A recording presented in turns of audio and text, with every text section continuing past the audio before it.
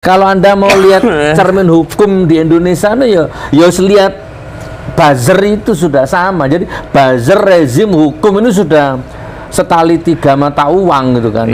Seperti itu kurang bisa lebih. berturut.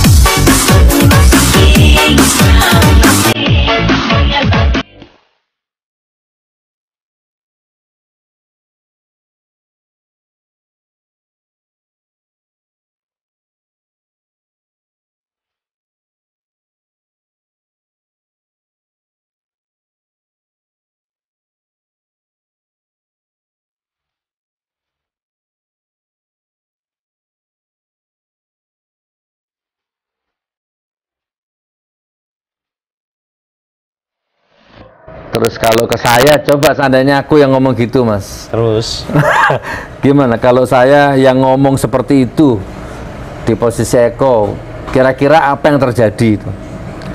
Nah, ini juga perlu dijadikan renungan kita bersama, Mas, ya. Untuk agama, negara kita yang kita cinta ini, inilah yang terjadi gitu. Apalagi ya yang mau saya sampaikan ya. Jadi kalau apa ya? Ya nggak adil memang, nggak adil, jauh dari keadilan. Dan saya bukan pembaca gestur tubuh, tapi akhirnya saya penasaran juga, loh kok damai, loh kok ngeletek ya. Akhirnya saya buka-buka Google ya, beberapa foto saya tangkap, oh ini beliaunya gitu ya. Oh ya sudahlah, ya bisa dimaklumi lah. Itu mungkin karena bisikan-bisikan orang-orang yang di atas, kan beliau-beliau itu kan samina wa ta'na kan, tipe-tipe yang samina wa ta'na kan. betul. Kalau saya kan bandel, beling kan. Kalau menurut saya bener ya samina wa ta'na, menurut saya nggak bener, mau surbanmu rangkep 7 ya terserah gitu kan. Oke. Nah, jadi nggak bener ini sebenarnya ya, harusnya diproses hukum gitu. Tapi polisi itu juga gitu, Mas. Kadang-kadang polisi juga main gitu ya. Polisi ya oknum mana ya. Anak buah Sambo ini main, Mas. Seandainya saya yang di posisinya Eko, itu polisi juga dorong, lapor no. Gitu kadang, Mas. Nggak ada ampun gitu kan.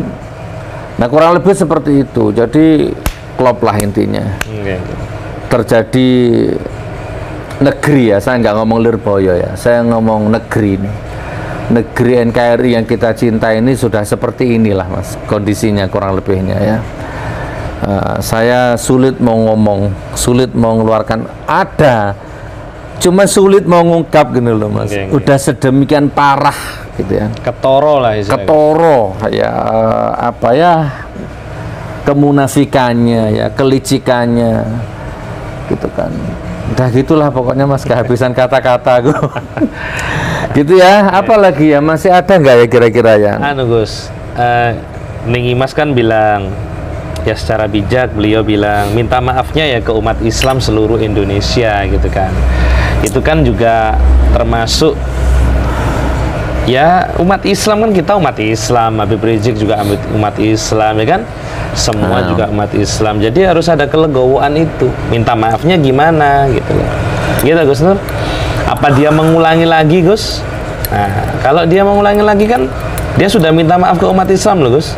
Siapa? Enggak, kan dia disarankan sama Ning Imas. Minta maaf. Itu itu mungkin sebelum datang ke rumahnya, sebelum Eko silaturahim ke pondok mungkin ya kan. Iya.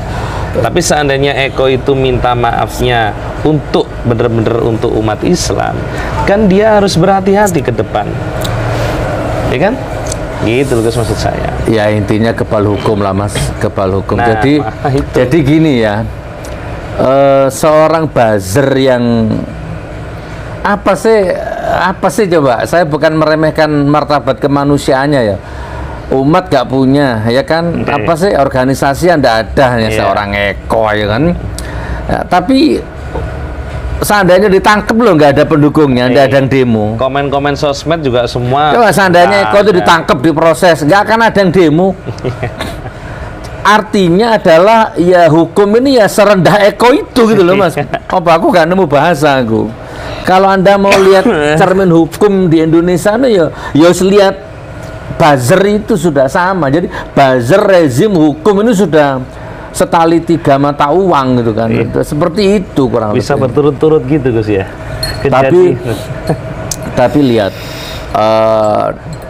kan di dunia ini kan nggak ada yang abadi Mas. Ya baik itu kekuasaan dan lain sebagainya. Kita lihat mungkin Ning Imas dan suami memaafkan, lepas dari cerat hukum, tapi dilihat sajalah akan ada hukum lain yang mengeksekusi ya. Akan ada hukum lain yang mengeksekusi buzzer-buzzer itu ya. Itu Allah itu maha adil nanti itu lewat mana ya. Contohnya Ade Armando lah sudah ditelanjangi di depan umum, dihakimi massa, telat berapa menit lagi mungkin dia udah mati gitu kan. Itu malunya 7 turunan itu Mas ya. Nah Eko ini juga semua buzzer tanpa terkecuali tidak lama juga dia akan dihukum dengan cara lain oleh Allah, dengan versi yang lain gitu. Sebenarnya kalau kita ngomong secara batin ya Mas ya, sebenarnya mereka ini nggak tenang hidupnya Mas, nggak ada yang tenang mereka ini hidup ini. Mereka ini sebenarnya sudah zombie mereka ini. Hidup tapi mati, mati tapi hidup. Jadi mereka ini sebenarnya sudah dihukum dengan sangat berat oleh sosial. Hukum sosial tuh berat Mas. Gitu kan. Jadi ya kita tunggu aja lah ya. Saya jalan-jalan ke pasar Tanah Abang, ya kan, ke pasar Turi, ke terminal, kemana-mana enak Mas. Ya kan, tanpa batas. Nyangkruk di warung Tegal, nyangkruk di warung Padang ya enak. Mereka nggak bisa. Gitu kan. Nah kurang lebih seperti itu. Apalagi atau ya, Mas? Ini Gus, tanggapan kan semakin kesini kita kan poinnya bahas buzzer Gus kan banyak tuh teman-teman atau netizen mengatakan sak joki Sambo dicekel ya, ketika Sambo itu ditangkap, buzzer itu nggak ada sedikit pun komen setajam seperti dulu-dulu itu Gus. Dan juga kemarin ada hari ini Gus, kayaknya ada kabar judi online itu penghasilannya 100 miliar atau triliun gitu Gus. Itu biaya untuk judi online itu Gus. Di sisi lain negara katanya defisit, katanya lagi pilot menaikkan BBM, tapi judi untuk menghasilkan judi itu kayak gitu Gus, menciptakan judi biayanya kayak gitu Gus. Ini kan kontradiktif Gus untuk masyarakat. Kalau ngomong bencana ya, ngomong musibah, entah tsunami, entah puting beliung, entah banjir bandang gitu kan, entah apalah intinya musibah lah ya, entah likuifaksi, sebenarnya ngeri Mas, ngeri secara manusiawi. Tetapi dengan kondisi seperti itu kadang-kadang hati saya itu merindukan bencana itu. Ya, dalam arti gini loh Mas, dan memang akan terjadi ya, betapa dahsyatnya keadilan Allah, kebesaran Allah gitu ya. Dan hanya itu yang bisa menghukum gitu loh Mas. Jadi saya misalkan ya, Allah berfirman ya, Bismillahirrahmanirrahim, wa idza aradna an nuhlika qaryatan amarna mutrafiha fafasaqu fiha fahaqqa 'alaihal qawlu fadammarnaha tadmira. Kalau aku akan hancurkan satu negeri, maka aku perintahkan orang-orang berwenang di negeri itu ya apa ya, berlaku adil ya, mentaati perintahku, menjalankan hukumku. Tapi sayang ya ini luas ya, pejabat mengayomi rakyat gitu kan, rakyat hormat sama pejabat dan lain sebagainya lah. Yang kaya memuliakan yang miskin juga menghargai yang kaya, timbang balik gitu. Tapi sayang orang-orang berwenang di negeri itu malah tidak mentaati perintahku, maka aku hancurkan negeri itu sehancur-hancurnya. Loh, aku kangen Mas, kapan dong dihancur no. Aku kepingin delok. Gitu kan. Proses, Gus. Iya. Proses. Walaupun kehancuran itu sudah di depan mata, Iya, sudah dirasakan. sudah dirasakan. Ya. Walau anna ahlal qura amanu wa taqaw la fatahna alaihim barakatim minas sama'i wal ard, ya kan. Al-ayah. Jadi seandainya penduduk bumi ini bertakwa ya kepada aku datangkan berkah ya dari langit, dari bumi. Tapi sayang penduduk bumi ini enggak takwa gitu. Maka berlaku keadilanku, berlaku hukumku. Nah, termasuk ini Mas. Jadi ini kan akumulasi nanti Eko, Abu Janda, Denny Siregar. Ini kan akumulasi, memang ditumpuk dulu sama Allah kan. Diakumulasi untuk kemudian akan dikembalikan dalam bentuk banjir bandang, tsunami, dan kan analisaku begitu Mas. Ketidakadilan kan diakumulasi itu. Tirainya semakin terbuka Gus. Semakin jelas gitu. Betul. Jadi gini ya teman-teman ya, supaya kita nggak gelambiar kemana-mana. Kalau kalian merasa sudah mulai sadar bahwa buzzer itu memang bangsat, saya dari dulu sudah perang sama buzzer gitu loh. Teman-teman ya, teman-teman NU ya, teman-teman struktur mbah-mbahku tuh Madura, darahku ini Madura engkau recong ya, kerak dari NU ya, gitu ya. Cuman kan mungkin karena aku ya digembleng di Maia ya kan, digembleng di jalanan, dan ada proses hukum, proses politik, proses pendewasaan pikir, ya akhirnya aku jadi seperti ini gitu. Bukan berarti aku terus jilat ngantok, aku jilat ke Tommy Cendana, aku jilat ke Habib Rizik, aku jilat ke Anies Baswedan, aku jilat ke partai, aku jilat ke Prabowo. Nggak ada, pure ini lillahi ta'ala gitu ya. Wes nggak usah jauh-jauh. Ini random ya, supaya nanti puzzle lah, nanti ketemu titiknya di mana. Udah Mas Arifin, saman walaupun saman admin saya, saman host saya, udah tak kasih kesempatan malam ini saman posisikan diri saman buzzer wes. Serang saya sekarang dari sisi mana terserah sampean. Ayo wes, siapa kesini ketemu saya, ayo. Dari sisi mana saman, ayo.